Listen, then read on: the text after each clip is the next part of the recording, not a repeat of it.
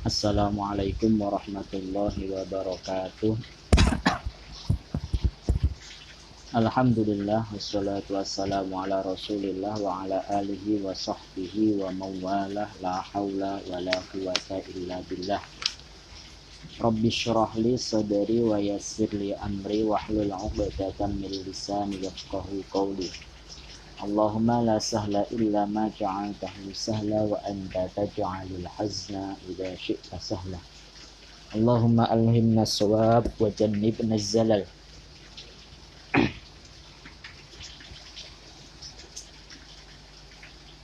Amma ba'du. Marilah pertama-tama kita membaca sholawat bersama-sama. Alfu alfi salatin ma'a alfi alfi salamin alaika ya Rasulullah. Alfu alfi salatin ma'a alfi alfi salamin alaika ya Habiballah. Alfu alfi salatin ma'a alfi alfi salamin alaika ya amin wahyillah. Melanjutkan kajian sebelumnya, kita alhamdulillah sudah pertemuan ke-4 atau 5. Kalau ingin mendengarkan pertemuan-pertemuan salam-salam sebelumnya, silahkan cari di YouTube ya, Fikih Al-Siyam. Kitab yang kita pakai seperti biasa yaitu kitabnya Dr. Muhammad Hasan Hito Hafizahullah. Kita sudah sampai ke halaman 21. Kemarin memang beliau 5 halaman membahas tentang puisi beliau, bagaimana beliau menyambut bulan Ramadan. Nah, yang memang belum saya terjemahkan karena masih dalam proses dengan bahasa-bahasa yang indah. Karena sastra itu keindahan. Di halaman 21 kita mengarah ke bab hukmus siyam, yaitu hukum puasa. Nah, kemarin kita sudah membahas sejarahnya, pengertiannya, setelah itu sejarah difardukannya. Sekarang hukum puasa itu apa sih? Inna mimma huwa ma'lumun minad-din bid-darurah wa ma'rufun lil kabiri was-shaghir wal alimi wal jahil. Puasa itu sudah diketahui dalam agama secara darurah, mau nggak mau lah, begitu ibaratnya itu. Mau nggak mau, orang kecil maupun orang besar, orang alim maupun orang yang nggak tahu, makanya yang nggak tahu itu jahil, gitu loh. Itu apa? Itu sudah tahu kalau puasa itu apa? An-nasya masyahri ramadhana wajibun ala kulli muslimin balighin aqil. Bahwasanya puasa Ramadan itu wajib bagi setiap muslim yang baligh, yang berakal, gitu. Ini ya 3 syaratnya itu. Dia muslim, berarti kan orang kafir itu nggak wajib puasa. Dia baligh, anak kecil juga nggak wajib puasa. Dia akil, selain orang gila. 3 ini wajib melaksanakan puasa Ramadan. Gitu. Alhamdulillah sini hujan tidak. Allahumma sholiban nafi'an, ya Allah, semoga dengan barokah hujan ini corona hilang sehingga kita bisa mengaji kembali, bertatap muka kembali. Nah, ini kan teorinya begini, bahwa puasa di bulan Ramadan itu wajib bagi orang yang muslim, baligh dan akil. Dalilnya apa? Istimbatnya di mana? Kan dulu kan udah di mukadimah itu kan saya jelaskan. Ini mu'alifnya Dr. Hasan itu menyebutkan hukumnya begini. Dalilnya apa? Gitu. Qala Allah Ta'ala, ya ayyuhalladzina amanu kutiba alaikumusyamu kama kutiba alal ladzina min qablikum. Allah Ta'ala berfirman, wahai orang-orang yang beriman, diwajibkan atas kamu puasa sebagaimana diwajibkan atas orang-orang sebelum kamu.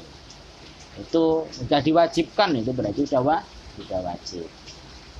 Wa qala syahru ramadhan alladzi unzila fihi al-Qur'an hudal lin-nasi wa bayyinatin minal huda wal furqan faman syahida minkum asy-syahra falyasum. Bulan Ramadan di mana Al-Qur'an itu diturunkan menjadi petunjuk bagi manusia dan menjadi bukti daripada petunjuk dan pemecah antara hak dan batil. Barang siapa yang menyaksikan dari kalian bulan tersebut, ya bulan Ramadan, falyasumhu, maka hendaklah ia berpuasa. Itu dalil dari Al-Quran. Hadisnya mana? Wa rawal Bukhari wa Muslim anis Sayyidah Aisyah ummil mu'minina. Diriwayatkan dari Imam Bukhari dan Imam Muslim dari Sayyidah Aisyah, annaha qalat kana yaumu Asyura yauman tasumuhu Quraisyun fil jahiliyah. Dulu puasa hari Asyura itu hari di mana orang-orang Quraisy itu berpuasa di zaman jahiliyah. Jadi kafir jahiliyah itu dulu ya kafir, mereka kafir, tapi puasa tetap puasa hari Asyura, tapi nggak sah puasanya. Wa kana Rasulullah sallallahu alaihi wasallam yasumuhu fil jahiliyah. Dan dulu Rasulullah sallallahu alaihi wasallam juga puasa hari Asyura di masa jahiliyah. Maksudnya belum turunnya wahyu. Falamma qadima Rasulullah sallallahu alaihi wasallam al-Madinata somahu. Maka ketika Nabi datang ke Madinah, hijrah ke Madinah, Nabi pun juga puasa hari Asyura. Tidak hanya Nabi yang puasa aja, tapi wa amaron nasa bisiyamihi, dan memerintahkan orang-orang agar berpuasa di hari Asyura. Falamma furido Ramadhanu kana huwal faridah. Nah, kan sejarahnya kemarin kan ada ya. Sejarah puasa Ramadan itu kan sebelumnya Nabi itu puasa 3 hari setiap bulan atau dikenal dengan Ayyamul Bid.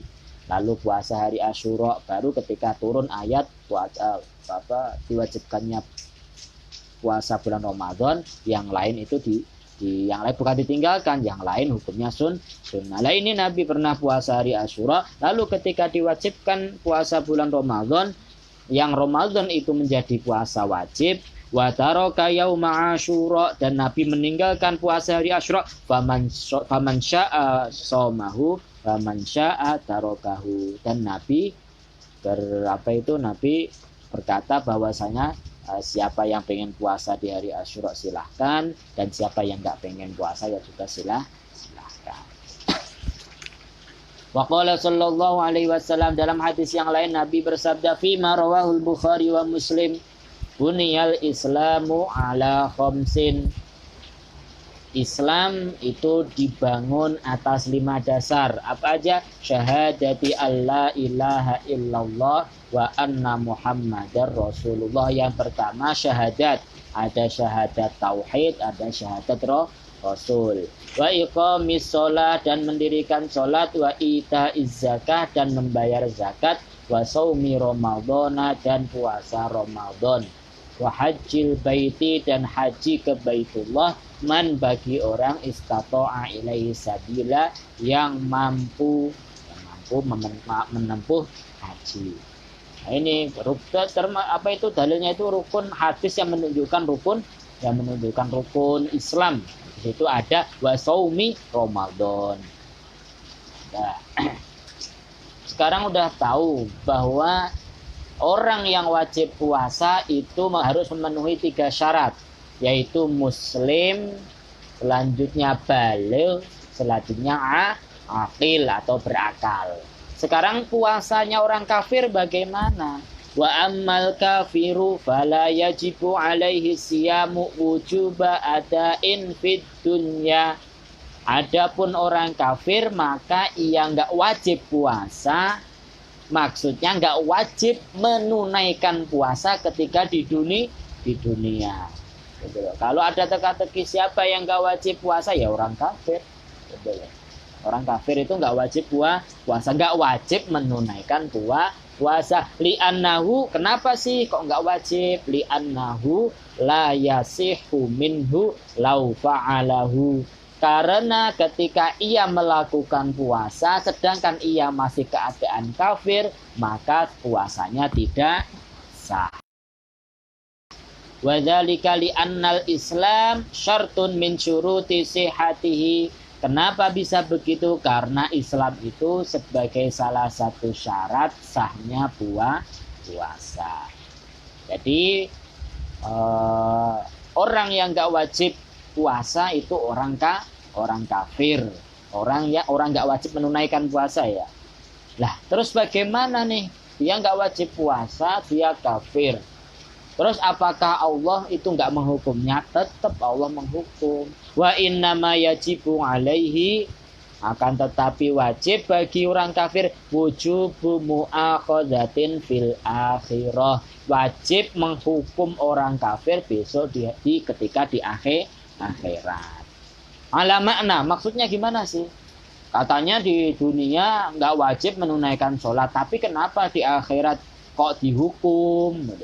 Ala maknan annallaha, ala maknanya annallaha yu'aqibuhu ala adami fi'lihi yaumal qiyamah, yaitu Allah itu akan menghukumnya karena ketiadaan orang kafir melakukan sholat di hari kiamat gitu. Istilahnya begini, orang kafir besok kalau dia mati dalam keadaan kafir, itu Allah itu akan menanyai atau Allah akan menuntut orang kafir tersebut dua hal, yaitu usul din atau usulus syara' wa furu'uhu gitu loh. Ada usul atau dasar-dasar agama, yaitu iman itu kan besok akan dia nggak iman ya akan dihukum gitu loh. Lalu furu'us syar' itu cabang-cabang syariat, cabang-cabang agama yang maksudnya sholat, puasa, zakat begitu. Itu juga akan dituntut oleh Allah. Jadi inti agamanya dia juga akan dihukum, cabang-cabangnya juga orang kafir itu akan dihukum. Qala ta'ala, dasarnya mana? Qila ma salakakum fi saqar qalu lam naku minal musallin wa lam naku nut'imul miskin wa kunna nakhudhu ma'al khaidin wa kunna nukadzibu biyaumiddin.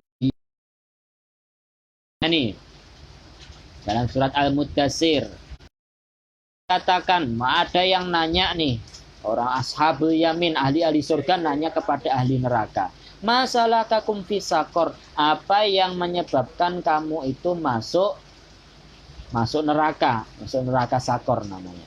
Qalu, orang-orang kafir menjawab, lam naku minal musallin, kita bukan termasuk orang-orang yang sholat, walam naku nut'imul miskin, dan kita tidak orang-orang miskin, maksudnya kita nggak sholat, kita nggak zakat. Nah itu kan termasuk cabang-cabang syariat gitu.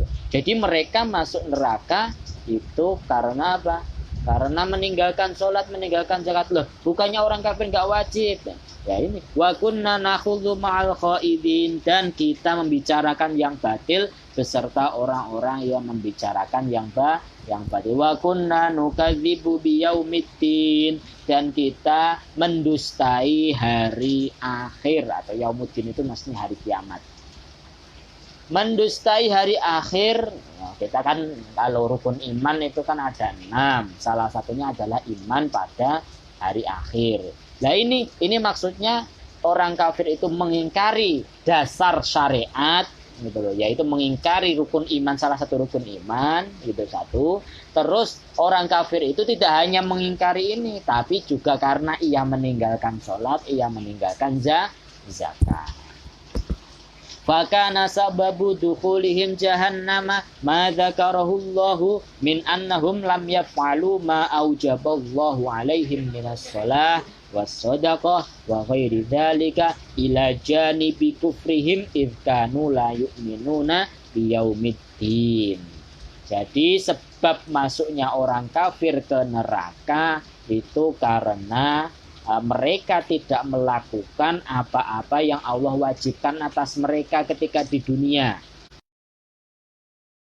Bukan sholat, sedekah, dan lain-lain. Di samping itu mereka juga karena mengingkari atau mengkufuri atau tidak beriman kepada hari akhir. Jadi saya ulangi kembali bahwa orang kafir besok di hari kiamat itu akan dituntut dua hal, yaitu tentang usulus syara', yang kedua tentang furu'us syara'. usul syar itu dasar-dasar syariat, yang kedua ini cabang-cabang syariat. Gitu. Itu tentang puasanya orang kafir. Tetap puasanya orang kafir tidak sah. Sebelum ia masuk Islam itu ia tidak boleh puasa. Kalaupun ia berpuasa tidak akan sah puasanya. Sekarang siyamus sobi, puasanya anak kecil. Wa kadzalika la yajibu siyamu 'alal muslimi as-saghiri alladzi lam yablugh bi annal qalama rufi'a anhu. Begitu juga tidak wajib puasa atas orang muslim yang masih kecil, yang belum balik. Nih, anak kecil dia belum balik. Gitu loh. Kalau laki-laki ya dia belum umur 15 tahun atau belum pernah mimpi. Gitu loh. Kalau perempuan umurnya 9 tahun atau belum pernah haid. Sebelum balik dia tidak wajib puasa. Karena apa? Li'annal qalama rufi'a anhu. Karena tinta, ya. Kolam itu kan pulpen, ibaratnya itu dia itu tidak akan kena dosa, dia tidak akan mendapat pahala, begitu. Dia maksudnya itu begitu. Kolam itu dia itu nggak kena hukuman apa-apa, maksudnya di anal kolama rufi'an. Ila annahu idza fa'alahu as-sabi al-mumayyiz sahha minhu wa utiba alaihi. Kecuali jika, bukan istilahnya itu illa annahu ini saya bukan kecuali. Maksudnya kalau orang anak kecil dia sudah mumayyiz tapi belum balik. Mumayyiz itu maksudnya dia bisa membedakan mana yang baik dan mana. Bagaimana puasanya? Sah. Puasanya tetap sah dan ia mendapatkan pahala. Gitu. Tapi tidak wajib ya. Wa yajibu 'alal abi ayyamura waladahu bisiyami idza balagha wa ataqahu. Nah, ini pesan bagi orang-orang tua agar memerintahkan anaknya untuk latihan puasa ketika umurnya sudah 7 tahun itu kira-kira ya kelas 1, kelas 2 SD. Itu kalau bisa diajari untuk puasa jika ia memang kuat, badannya kuat begitu loh, untuk puasa ya. Kalau ada di Indonesia itu kan ada puasa beduk atau puasa zuhur, boleh-boleh aja gitu loh. Walaupun nggak ada tuntunannya puasa beduk itu nggak ada tuh, cuma untuk melatih anak-anak kita untuk berpuasa. Ketika umur 7 tahun ya kalau bisa diajari berpuasa. Wa yudrabu alaihi atau wa yadribu alaihi li 10 sinin gitu loh. Terus kalau sudah umur 10 tahun dia belum balik, belum mimpi.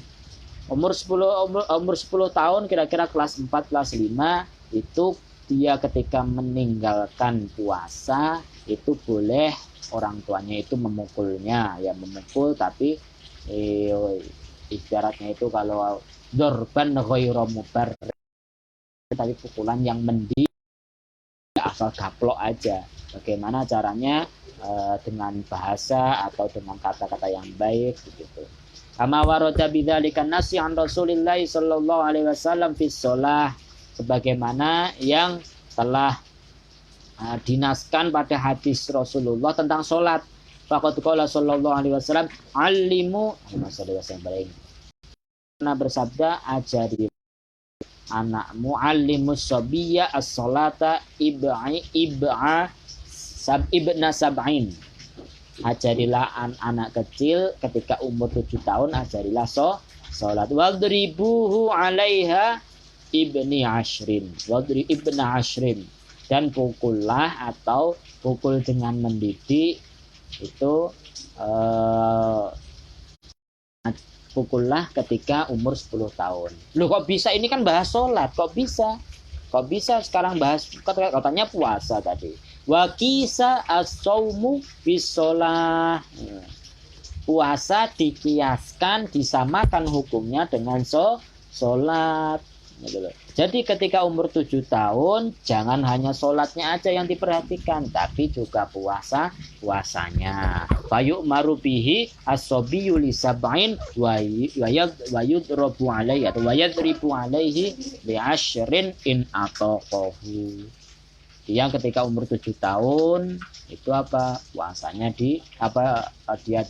kalau bisa perintahkan untuk latihan sholat, latihan puasa. Ketika umur 10 tahun kok masih nggak puasa, masih nggak sholat, kalau bisa dipukul. Itu kalau ia mampu. Lah kalau sholat kan pasti mampu. Gitu. Kalau puasa ya lihat-lihat kondisinya. Begitu. Waqad rawal Bukhari wa Muslim anir Rubayyi' binti Muawwidh fi siyami Asyura fakunna nasumuhu ba'du wa nusawwimu sibyanana. Tidak hanya ini juga terjadi di apa? Terjadi pada para akhlak-akhlak para sahabat dulu gitu loh. Ada puasa Asyura aja sampai begini. Ini bagaimana? Fakunna nasumuhu ba'du. Dulu kita puasa Asyura. Wa nusawwimu sibyanana, dan kita mengajari anak-anak kita agar berpuasa di hari Asyura. Wa naj'alu lahumul lu'bata minal 'ain, dan kita menjadikan atau membuatkan mereka mainan dari bulu yang berwarna kalau dalam syarah hadis yang lain. Ya kalau bahasa sekarang ya mungkin dikasih mainan mobil-mobilan atau dikasih mainan kalau perempuan ya boneka atau bagaimana. Ini mainan dari bulu kalau dulu itu. Nah, untuk agar apa? Dibuatkan atau dibelikan agar apa? Anak-anak agar mau puasa. Fa idza baka ahaduhum 'ala ta'am. Lah ketika nih semua di tengah hari ada yang menangis karena lapar atau apa begitu. A'tainahu dzaka hatta yakunu 'inda iftar. Ketika nangis mainannya dikasih. Biar dia terlupa, akhirnya sampai tiba-tiba malah sampai berbuka begitu. Ya itu tergantung orang tua masing-masing sebenarnya. Kalau dari kecil dididik agar taat beribadah, kalau sejak kecil dididik agar taat tepat waktu, dididik sholat berjamaah, zikir dan lain-lain, insya Allah anaknya juga akan terbiasa sholat, terbiasa zakat, terbiasa puasa dan lain-lain gitu. Yang penting yang pasti sejak kecil, sejak dini kalau bisa gitu. Jadi kalau zaman dulu aja sampai dibuatin apa? Dibuatin mainan agar apa? Agar anak-anak itu mau puasa. Gitu. Kalau sekarang lihat orang-orang tua malah kalah kalau anaknya sudah main HP aja. Kalau masalah sholat orang tuanya malah kalah begitu. Kasihan kalau anaknya ngambek, kasihan anak. Ini malah dalam syariat itu malah dipukul. Gitu. Dipukul, tapi pukulan yang mendidik, gimana anaknya itu biar kapok gitu. Ya mungkin kalau ada itu, kalau jewer itu kalau bisa begini diputar begini, katanya bikin pinter, jangan dibeginiin tapi dibegini, agak diputar begini, katanya malah bikin pinter begitu. Ya yang penting itu tergantung kebijakan orang tua masing-masing, itu akan mendidik anaknya sejak dini, latihan sholat, latihan puasa. Itu tentang puasa. Tadi puasa orang kafir bagaimana, sudah. Puasa anak-anak sekarang sudah.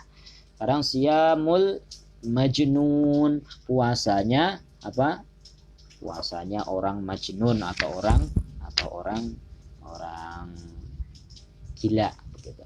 Wa kadzalika la yajibu siyamu 'alal majnunil ladzi atbaqa jununahu li raf'il qalami anhu kas-sabi. Begitu juga nggak wajib puasa atas siapa? Orang gila yang gilanya itu sudah menutupi, gilanya itu udah 100% lah, bukan terpotong-potong gitu loh. Gilanya itu tidak 1 jam gila, nanti 2 jam nggak gila, lalu gila lagi, gila enggak. Maksudnya gilanya itu 100% gitu. Karena seperti tadi ada hadis tadi bahwa kolam itu atau kolam untuk mencatat amalnya itu sudah diangkat gitu, sebagaimana anak kecil. Hadisnya mana? Faqad rawa Ahmad wa Abu Dawud wa Nasa'i wa Ibnu Majah wa Ibnu Hibban wal Hakim 'an Sayyidah Aisyah radhiyallahu anha anna Rasulullah sallallahu alaihi wasallam. Nah ini tanya rufi'al qalamu an salas. Rufi'at diangkat al-qalamu pencatatan amal an salasin dari 3 orang. Anis sobiyi, yang pertama dari anak kecil hatta yablugha sehingga ia balik, ia dewasa. Wa anin naimi dan dari orang yang tidur hatta yastayqidha sehingga ia bangun. Wa anil majnuni dan dari orang yang gila atau crazy hatta yufiqa sehingga ia sadar. Jadi ada 3 orang tipe orang nih yang Allah itu angkat, Allah nggak akan catat amalnya gitu loh. Baik itu buruk atau baik itu. Baik itu baik atau buruk itu dibalik. Yang pertama adalah anak kecil ketika ia sampai balik. Yang kedua orang yang tidur gitu loh. Orang yang tidur sampai ia bangun. Makanya kalau sebelum tidur itu kalau bisa ya berdoa begitu. Berdoa agar apa? Agar ketika tidur sampai bangun itu isinya ibadah. Wa anil majnuni dan orang gila sehingga ia sadar, maksudnya ia sehat begitu. 3 ini diangkat begitu. Nah, sekarang yang jadi pertanyaan nih, bagaimana kasusnya Sayyidina Ali? Katanya kan beliau semenjak kecil itu sudah ikut Nabi, sudah masuk Islam, sudah ikut sholat sama Nabi malahan, gitu loh. Bagaimana nih kasusnya itu loh? Nah, dalam kitab Syu'abul Iman itu ada 2 jawaban. Ketika ada yang bertanya tentang kasusnya Sayyidina Ali yang masih kecil tapi sudah ikut Nabi, sudah ibadah sama Nabi. Bagaimana jawabannya? Gitu loh. Yaitu bahwasanya ketika Nabi mengajak Sayyidina Ali, gitu loh, ajakan Nabi pada Sayyidina Ali itu ajakan yang, atau bahasa Arabnya itu khitab, ajakan yang khusus, gitu loh, yang tidak diberikan kepada anak-anak kecil yang lain, gitu loh. Jadi Sayyidina Ali semenjak kecil itu ada ajakan yang diberikan kepada Sayyidina Ali dari Nabi itu untuk masuk Islam, untuk sholat. Akhirnya sholatnya, Islamnya juga sah-sah aja. Terus yang kedua jawabannya bahwasanya Sayyidina Ali ketika waktu itu masuk Islam dan sholat itu dia itu sudah balik. Beliau itu sudah balik, Sayyidina Ali itu. Balik menurut Nabi, karena li'annal bulugh bisinni laisa mimma syuri'a fi awalil Islam, gitu. Karena balik dengan umur, kan ada yang mengatakan umurnya Sayyidina Ali itu ketika masuk Islam itu umurnya 10 tahun, kan belum balik, gitu. Mestinya belum waktu sholat, gitu. Itu balik dengan umur ketika awal-awal Islam itu belum disyariatkan, gitu. Makanya tetap Islamnya, sholatnya Sayyidina Ali waktu kecil itu tetap sah. Begitu. Itu insya Allah jawaban dari Syu'abul Iman tentang ada pertanyaan bagaimana Islamnya atau sholatnya Sayyidina Ali ketika masih kecil. Syartu wujubi siyami alal muslim. Insya Allah cukup sekian. Insya Allah teruskan besok, semoga istiqomah. Bagi yang pengen bertanya silahkan tulis di komentar, insya Allah saya akan jawab. Dan bagi yang pengen PDF-nya kitab ini mau di print seperti saya juga boleh. Kalau ini saya print juga, ini kitab ini karya Syekhuna Ad-Duktur Muhammad Hasan itu. Insya Allah mumti', kalau bahasa Arabnya itu mumti', bahasanya itu enak banget gitu loh. Isinya itu ada sejarah puasa dan macam-macam, bahkan ada puisinya juga. Ya, mari kita akhiri dengan bacaan hamdalah. Alhamdulillahirabbil alamin. Subhanakallahumma wa bihamdika asyhadu an la ilaha illa anta astaghfiruka wa atubu ilaik. Jika ada yang mungkin kurang tepat penjelasan saya silahkan dikoreksi, boleh, dan silahkan ditulis di komentar. Ya, sekian dari saya. Wassalamualaikum warahmatullahi wabarakatuh.